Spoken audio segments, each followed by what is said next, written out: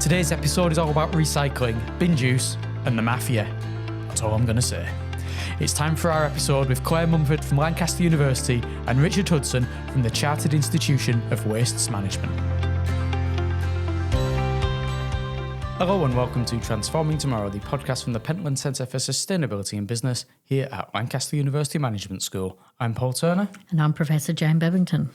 Jan, we're coming close to the end of our journey through the plastic pipeline. And where are we in that pipeline? Well, we've dealt with production of plastic packaging, we've dealt with consumption of plastic packaging, we've even spoken to the supermarkets who retail plastic packaging. I think it's about time we started to look at post-consumption and waste management. That's a very bright idea. So who have we got to talk to today on that topic? Well, we've got two people. We've got Dr. Claire Mumford from here at Lancaster University, and then we've got Richard Hudson, who is joining us remotely from the Chartered Institution of Wastes Management. Welcome to you both. Good afternoon. First of all, it'd be good to get an idea about yourselves, your expertise, and how you fit into the PIPL project. So, start with you, Claire. You just give us an idea of what your expertise is research-wise and where you fit into PIPL. Sure. Okay, so I came into the PIPL project about halfway through, to be honest. One of the other research associates had left and they were looking for a new research associate to work on the waste management and recycling work package 4. So Matteo did the first bit of work with Alison Stoll and John Hardy as the leads. And then I came in and did, I would argue, the more exciting stuff of actually following the packaging from site to site and seeing what happened to our waste as it got managed and reprocessed. It's always good when you get to come into a project just as the exciting work starts, isn't it? And we should all do that. Just leave someone else to do all the boring work stuff and then you just come in and do the exciting stuff. It absolutely is a good idea to come in. And what kind of discipline background do you have, Claire, that made that an exciting piece of work? I've done research projects before I came to Lancaster at various universities. I've always been a research associate and they've always been in management schools. So it was about workers, how work is organised, the kind of the meaning of work, the subjective experience of work. So I really had no knowledge whatsoever of plastics, of waste management or recycling. So I was kind of very much a naive researcher coming into this. I suppose there's advantages that you're not coming in with any preconceptions. Absolutely, yes. I think I probably drove quite a lot of the participants mad by asking kind of ridiculous sort of very basic questions, but it was useful. I would say welcome to our podcast in that case, because yes, we now ask all the ridiculous and obvious questions that we should know the answers to. Richard, how about you and the Chartered Institution for Wastes Management? How do you fit into the whole PIPL project? We've been involved as one of the industry partners. So as the Chartered Institution of Waste Management, we represent about 7,000 or so professionals within the resources and waste sector. We're quite a broad church, so we have people who work for local authorities, we have people who work for the waste management companies, we have people working for the Environment Agency, the recyclers, and all points in between. So I think, for us, it was really a great opportunity to get a better understanding into sort of consumer attitudes and behaviours, because ultimately, we live and die by some of the decisions and some of the actions that are made by the householders and the consumers. So I think I've been involved in this. It was one of the first things I was involved with, and I've worked for the institution for over 3 years now. So yeah, it's probably getting on for 3 years. And what's your personal role within the institution then? What's your responsibilities? I'm a technical manager within the policy and technical department. So for my sins, my background is actually plastics and plastics processing. I did my degree in plastics technology back in, well, let's not mention it, late 80s, just leave it at that. And worked in the actual manufacture and the processing of plastics. And about 20 years ago, got involved in this strange thing called the waste management industry. And anybody who knows that sector knows that once it gets your claws into you, you never leave, because it's a fascinating area. I think our role in the project was to maybe do some sort of a sense check on what happens to the waste after it's been deposited. by the householder, a little bit of background on its journey and how it then hopefully finds its way to this this second life that we all hope that it has. It's always interesting to note when someone's made that transition from what we used to call, when I was a journalist, poacher turned gamekeeper. You've worked in the plastics industry, now you're in the waste management and how to dispose of plastics, so seeing that two different aspects. I would just like to say what a godsend Richard was when I first started the project as well, because I would ask him, like, what does jazz plastic mean? And he would tell me and explain and help me navigate through as I started. So when you said earlier that people were getting annoyed with all the questions you're asking, it was actually Richard, was it? Yes, yeah. He seems like a very temperamental fellow who would get very annoyed about all these questions, obviously, yes. You can never be annoyed about questions about waste and plastic. It's a passion. So we've encountered professional bodies before in our work on the podcast, and so I wonder if you could tell us something about the history of the institution and also what it does. We know a little bit about who belongs to it, but it'd be nice to hear a bit more about it before we head off on our post-consumer journey. Yes, certainly. I mean, we're a very, very old institution. We were founded in, I think back in 1898, I think it was. As all good institutions, we were founded in a room above a public house, in this case in Manchester. And at the time, we were known as the Association of Cleansing Superintendents of Great Britain. And that then evolved, throughout the years. And as the industry's changed, we've also changed as well. And we very much, see our role in terms of the professional development of our members. So we do a lot of professional training. We have an arm that's known as WAMI-TAB, which does a lot of the vocational training within the resources and waste management industry. But we also look to represent the interest of our members in terms of keeping them informed of regulation and legislative changes, and also to try and be the voice of our sector, represent our members in front of government and various government departments.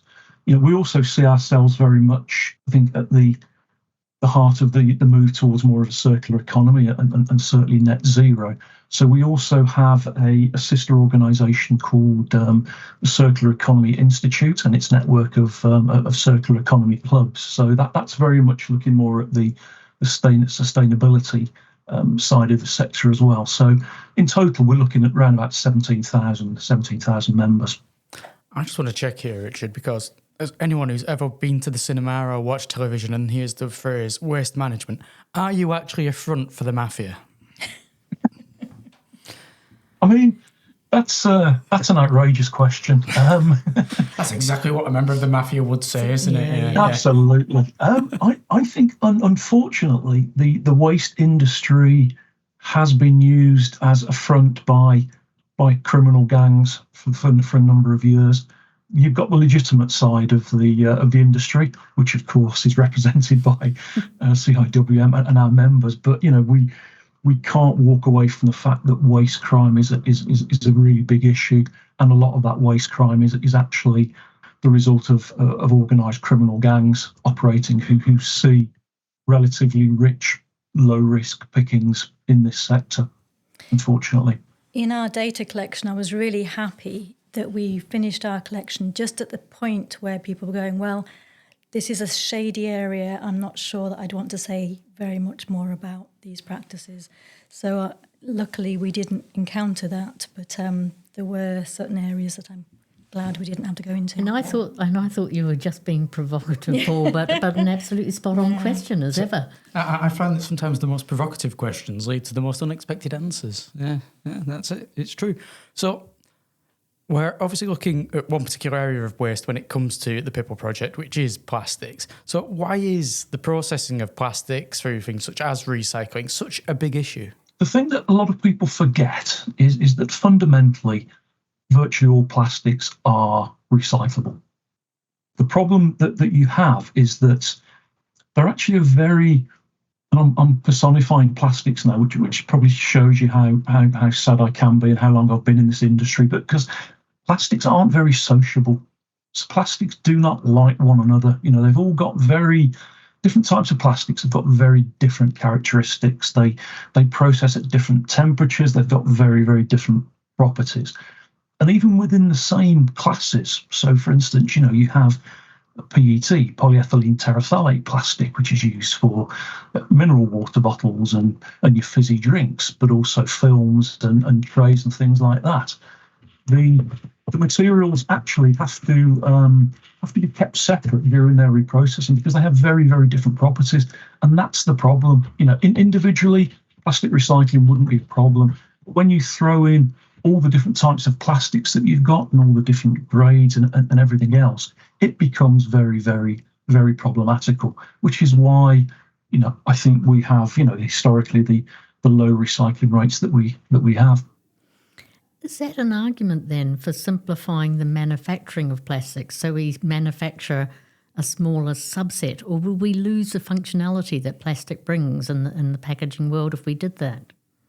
I think it's like a lot of things in this debate. You're actually treading a fine line, and on the one hand, I think standardisation would certainly improve and help things. And I think probably later on in the podcast we can maybe touch on, some of the legislation that's actually coming out that will help that. But we also mustn't forget that packaging's there for a reason. Packaging is there predominantly to protect and to preserve the products inside it. And, at the end of the day, plastics are almost a victim of its own success. It's an incredibly efficient material at doing what it's doing. It's lightweight, it's hygienic, it's relatively cheap. And as a result, we have this propagation and the amount of applications for it. So, yeah, I think we will see, more and more standardization. But at the same time, I think sometimes performance will always need to be considered. I think in our data, we certainly found most participants were calling for more simplification, and yet they were recognising that the situation is really complex, that complexity is just kind of innate in this work.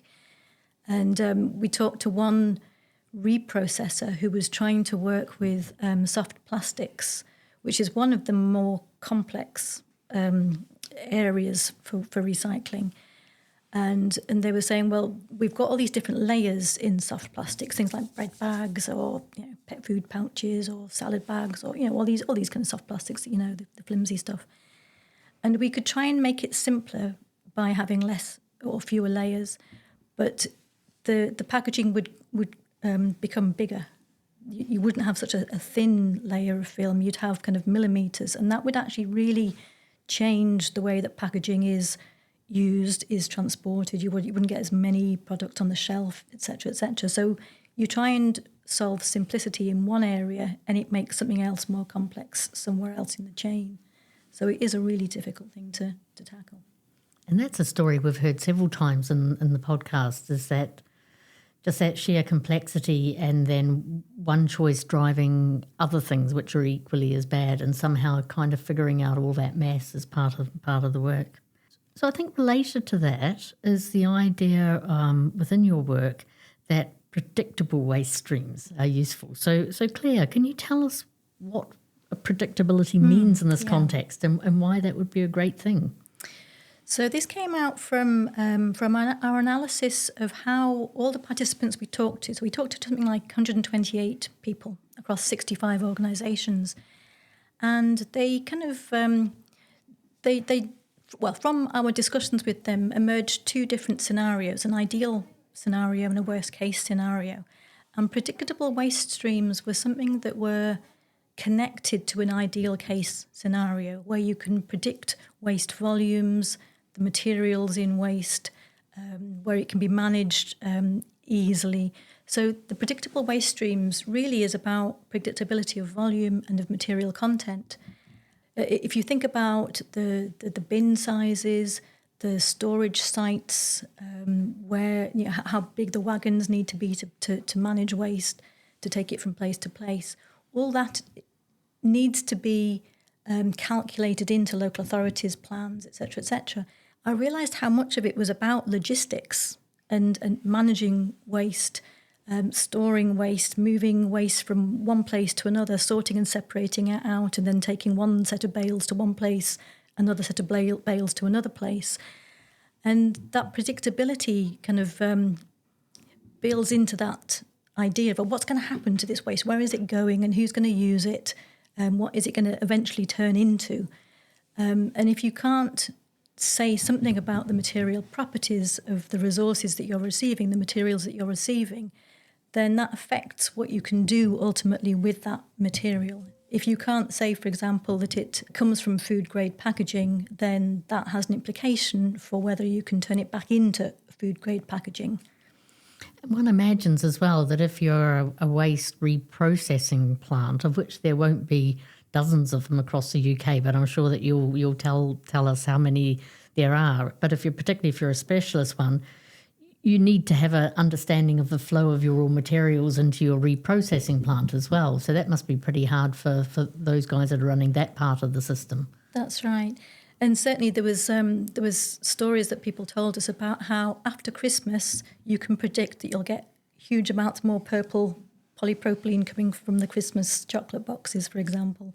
So there are certain times that there's a seasonality of waste where you can predict, and yet the waste managers, the recyclers, are also having to deal with quite a lot of unpredictability and uncertainty as packaging changes, as materials change. They don't have any control over whether producers are moving to, in inverted commas, biodegradable waste that is going to affect their own recycling practices. So that predictability is really important, and yet they have very little control over the materials that they're receiving. I think from a waste management point of view, there was a classic example of that during the lockdown, COVID, because the people who were collecting the waste were reporting a massive spike in the amount of HDPE, high-density polyethylene milk bottles in the waste stream with people working from home, and a reduction in the amount of PET bottles, mineral water and sports drinks, Coca-Cola and things, because people weren't consuming as much of that. And as Claire rightly says, you can't predict that. The only thing that you can predict is unpredictability, and you then have to build the systems into the process, to actually have stock buffers and that type of thing to try and even out some of these flows. But even with the best will in the world, you can't always plan for everything. That links into a lot of work that takes place here at the management school around demand forecasting and such. And this isn't an area I'd considered within demand forecasting, but obviously it does fit in where you have, if you've got predictable demand, it's very easy to cope with stock levels and stuff. But then if you've got unpredictable demand and uneven demand that varies in such a big nature, it's so hard to get your organisation set up. You have to find some kind of medium way that's getting you. Sometimes you'll be slightly overstocked, sometimes you might be slightly understocked, but you never want to be no stock. And in this case, you never want to be so much waste coming in that you just can't cope with it. There's a story as well that we were told by a couple of people where they said one of the competitive advantages that they had was storage space.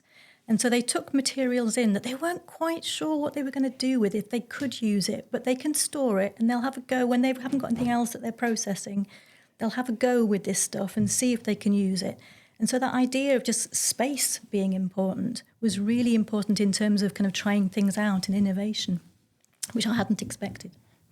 So within the podcast so far, we've spoken a few times about this attitude behaviour gap around plastics in a few different contexts. In the context, particularly in recent episodes, of consumer attitude behaviour gaps and how they treat the way they talk about what they're going to do with plastics recycling and the way they actually do behave around it. So what gaps have you found with your work when it comes to the waste management aspect?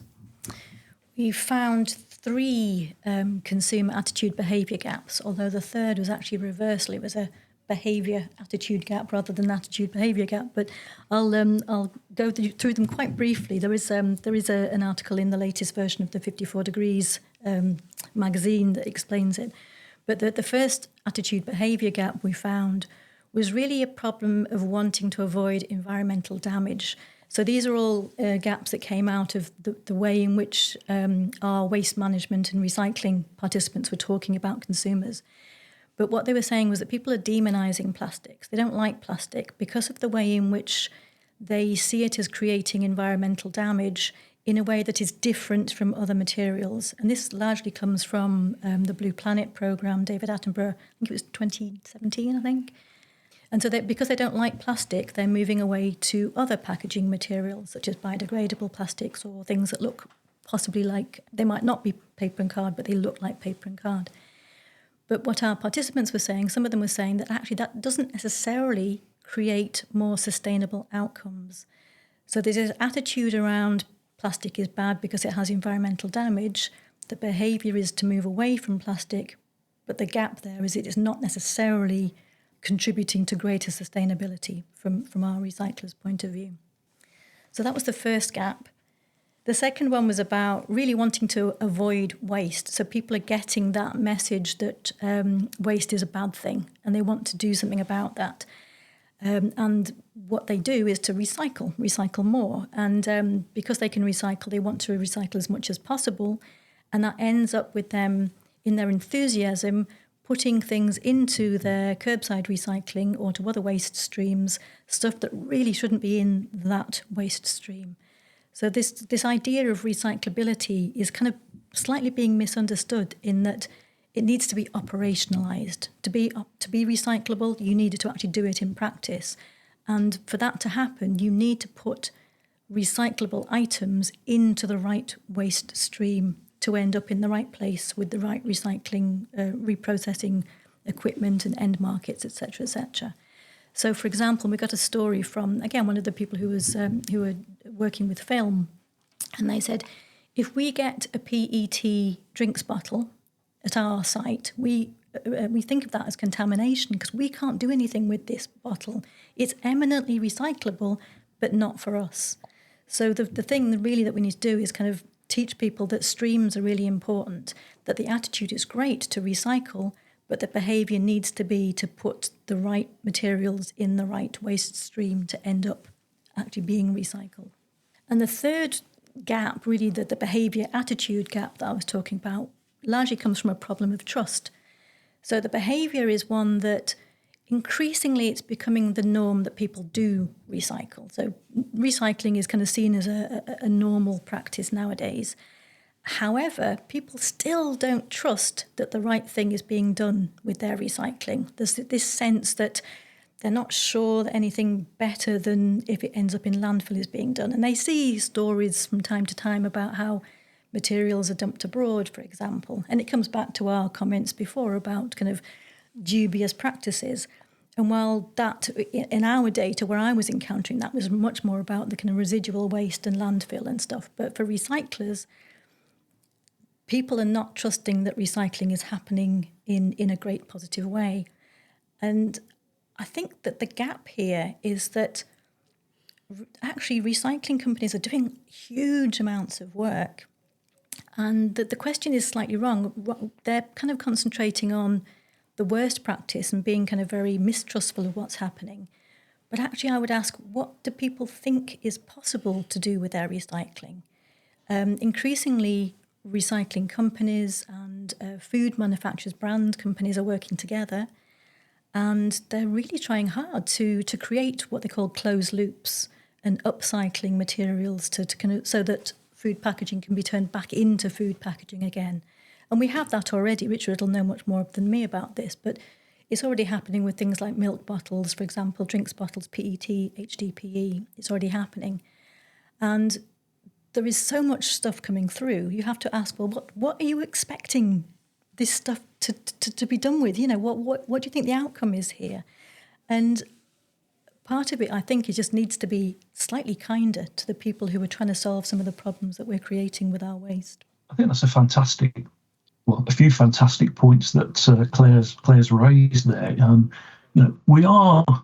This sounds really cheesy and corny, and because it's the sort of thing you'd hear on Strictly Come Dancing or the X Factor, but we are all on a journey, and the journey is from where we are now to this uplands of perfection a few years down the line where everything is treated the way that it should be treated, and everything is circular, and we're not losing any of these resources, but we're not there yet. And in order for us to get from A to B, it does involve everybody in the value chain actually doing their bits. As Claire mentioned, the recyclers do a great job at dealing with the material that is presented to them. I think the stages before that, the people who are collecting and sorting are doing a good job. And as householders, if we can all play our part in terms of putting things in the right bin, I wouldn't say don't question things, because I think it's right that people are asking questions about what's happening to their waste. But I think sometimes everybody will come up with the story about, well, we put it out for recycling, and it just goes on the same vehicle as the residual waste is going on. So we know it's going off to the landfill, it's going off to the energy from waste plant.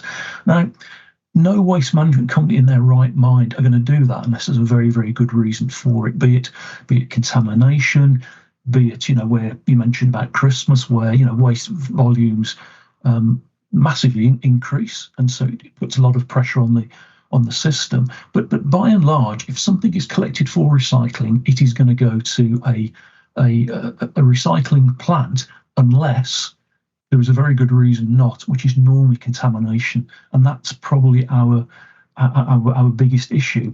And I think that a lot of it comes down to the wish cycling. A lot of it comes down to a point that's made in a number of the reports that I've read about, the ick factor, the yuck factor of packaging, not wanting to clean things out because they're too greasy, or, you've got meat juices or cat food in there. So if you don't want to clean them out of that because it's turning your stomach, it makes it then very difficult to do something about it further on in the chain. I'd also like to add as well, I absolutely agree with Richard. I think the other thing that people should be asking about is more questions about what recycled content is being added to. So if we can build the markets and the economics stack up to use recycled content over virgin plastics or other materials, then that, I think, would help to create that driver for recycling to happen better. And I think we've got a particular issue in the UK at the moment, and that's a really interesting point, is we have this thing called the plastic packaging tax, whereby plastic packaging placed on the market, unless it has 30% recycled content, is subject to a tax. And what we're actually finding is that over half of the recycled material that's actually been incorporated in packaging is having to be imported from overseas, because in the UK we don't have sufficient plastics reprocessing infrastructure to deal with all the materials that's been generated. So, there's an issue there as well, I think, that needs to be addressed going forward. And that's a whole new sort of wrinkle on that, because quite often in the past the UK has exported waste, but importing waste in order to, sorry, my mind just blew. So I'm going to have to take a wee pause now to get over that. Should we just play some holding music? Yeah, I think that would work well. Well, we're exporting the waste. It's been processed overseas and then been imported as a secondary raw material. So we're not re-importing waste, but we're re-importing a material that has been derived from waste. But the point is, it's a resource. It's a resource that could and probably should have been handled within the UK. If nothing else, it's a lost resource, a lost value opportunity. Yeah, and I think that, yes, that loss of value from the materials we already have is something that I know has exercised governments over time, and actually securing that raw material is a big part of the mix. Can I maybe sort of head us off towards households, because that's, if you like, a big part of what might feed into this. And I know there's no such thing as an average household, but do you have a sense, and can you tell our listeners about how much plastic packaging is generated by a household? Actually, the timing is very, very good, because there was a webinar this morning by Recoup, the organisation that's very heavily involved in recycling activities in the UK. And they come up with an annual survey looking at household plastics waste generation. And their figures at the moment are in the UK, about 1.35 million tons of packaging placed on the market. That was their latest figures, of which I think the bottles was 600,000 tons. What they call pots, tubs, and trays. So that's all your mushroom punnets and the things that your tomatoes come in, everything else was 450,000 tons, and then 325,000 tons of flexibles of film. So that's just in the UK per year. So when you think what a relatively low density material that is in terms of volume, that is huge. It's a big quantity. And I think the last time I looked, and forgive me, Richard, if I'm out of date now, but I think that the volume of waste is still growing. Even though that the targets are to reduce waste, I think it's still growing by household, is it? Or is it turned now? Yeah, I think we saw a little bit of a slowdown probably coming off the back of COVID, but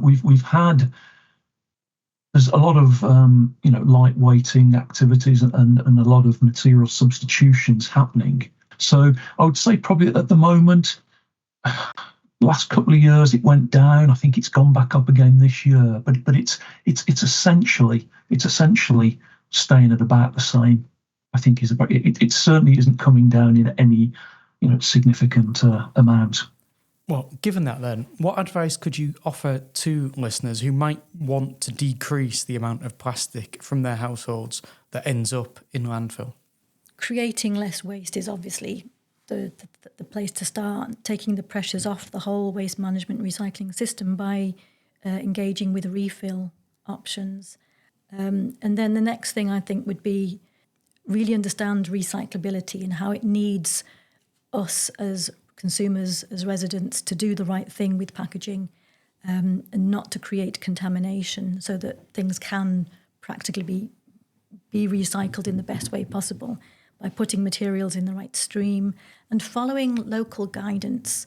So different material reprocessing facilities, MRFs, will sort and separate possibly in slightly different ways. So definitely look at your local guidance for what they tell you to put in your curbside collections and what not to put in, because that will make a difference. It will help to recycle more easily. The other thing would be going back to what Richard said before, was to wash and clean your packaging. We were looking at sites where the whole floors of MRFs and transfer stations were covered what they called bin juice, this kind of glorious mixture of liquids and bits and pieces of food and rainwater that had got in, and it was just covering things, and it sticks to the surface. It makes the surfaces of packaging harder to for the machines to recognise and to sort into different streams. So certainly washing and cleaning and putting in the right bins is just such an obvious thing to do. Bin juice. What a lovely phrase that I never want to hear again. How about you, Richard? What advice might you add on to what Claire said there?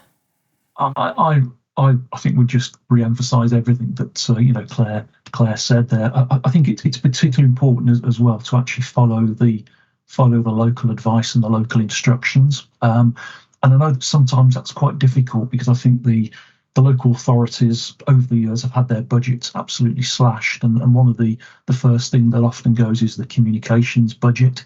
So they're not really able, to perhaps give the printed materials that they used to. I remember, locally where I live in, Stafford, we used to get a nice glossy one-page A4 every year, which told us what we could put in, what we couldn't. It's still available now, but you've got to go online, to actually get that. And I understand the reasons why they've stopped that, because it is purely financial. But I thought it was quite interesting reading through some of the householder feedback, where the number of people who almost recycled on a gut feel, i.e., they didn't actually base their decision on whether to put something in the recycling bin because of something they read or something they'd been told. It was, well, I just do it. It just feels intuitively right. I think one of the comments was, if it's a soft plastic, no, that's not going to get recycled. But if it's hard plastic, I'm not even going to question it. And that then comes down to the wish cycling. And in many ways, it's a great problem for us to have, because I think it's far better to start from a position of people wanting to do the right thing and then educate them otherwise, than to actually try to coerce them into doing something that they don't want to do. And this is where I mentioned earlier about everybody in the chain has to almost step up, and we've got to make the householder's job easier. People are making split decisions on what to do with these things. So anything that the manufacturers and the producers can actually do to make that easier, good proper labelling and everything else that is clear and concise and ambiguous, I think is important. And hopefully that's one of the things that will improve moving forward. And this is what I learned as someone coming into this research just without any knowledge whatsoever. I hadn't really realised how different plastics were from each other. I hadn't really realised that hard plastic toys are just fundamentally different to food packaging, and that they cannot be recycled into the same kind of product at the end. They don't go down the same routes, really. So just that kind of really basic understanding of these different plastics and why some can't be added to the same boxes is really important. Well, I hope that there's going to be an upsurge in searches on Google or whatever search engine you might be using after this podcast go out, as people seek to become much more informed about the world around them. Are you optimistic about the volume of waste, the nature of packaging, and that there's going to be changes, positive changes in the future? We'll start with you, Richard. Am I optimistic? I'm optimistic that I think there's a lot of things happening that are going to make the situation better. Let's say that. In terms of volumes of waste, I think that really comes down to individual consumers, householders, about embracing, potentially moving forward, alternative systems such as reuse, or are they prepared to actually cut things out altogether? Because that is also key. Where I am optimistic is with legislation coming through, such as this extended producer responsibility for packaging, that's putting the onus on the producers to actually bear the costs of managing the plastic waste. With the new simpler recycling regulations, so we'll start to see them come in terms of me as a householder. I'll start to see that happening in 2026. Businesses will actually see it a year before that. That's going to, I think, capture more material and make sure that what we actually capture is handled in a better way. I hasten to say optimistic, because I think there is still.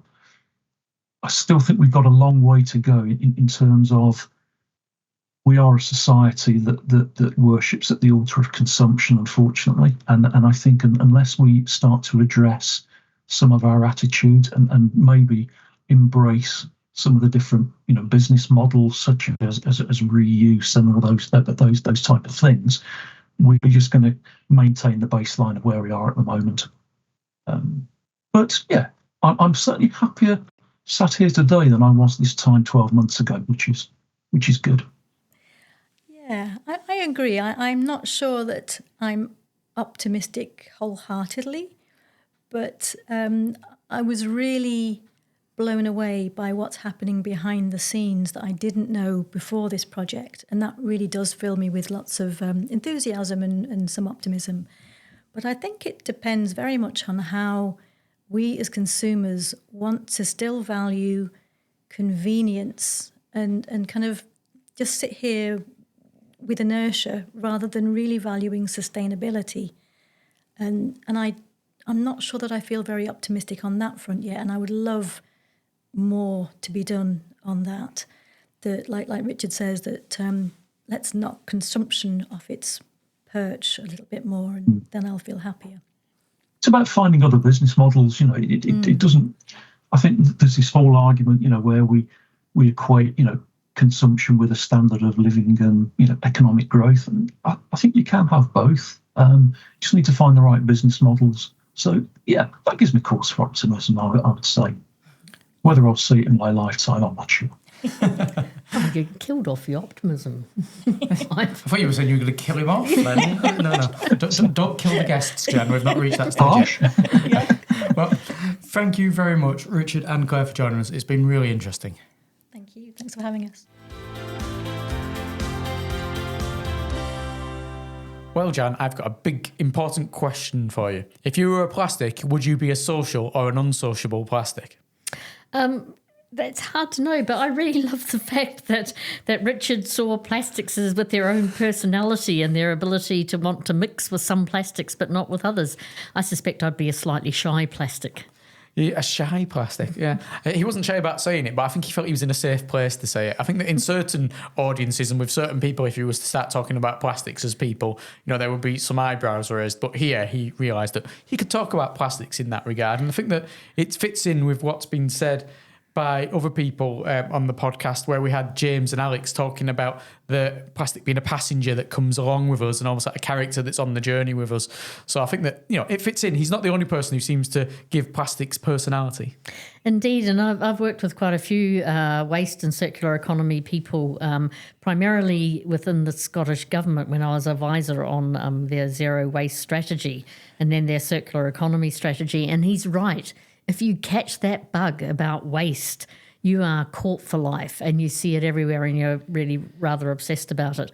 And I was really impressed that the Chartered Institution of Waste Management have been obsessed about it since 1898. That was fantastic. Yeah, I wouldn't have believed it was 126 years old, but it is. It's very old. It's it's got that heritage there.